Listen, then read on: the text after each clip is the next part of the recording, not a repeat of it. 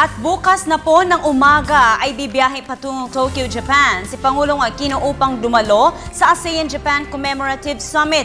Ayon kay PCO Secretary Sunny Coloma, makikipagkita ang Pangulo sa Filipino community doon at makikipagpulong din ito kay Japanese Prime Minister Shinzo Abe ukol sa iba't ibang usapin tulad na lamang ng recovery program para sa mga nasalanta ng bagyong Yolanda at ng maritime cooperation. Narito po ang pahayag ni PCO Secretary Sunny Coloma.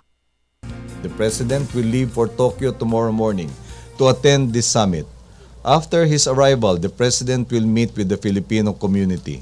On the following day, the President and Prime Minister Shinzo Abe will meet to discuss, among others, the recovery and reconstruction program of the government post-Typhoon Yolanda, maritime cooperation, the Mindanao peace process, and people-to-people exchanges. Traveling with the President are Secretaries Albert Del Rosario, Cesar Purisima, Gregory Domingo, Joseph Abaya, Rene Almendras, Julia Abad, and yours truly.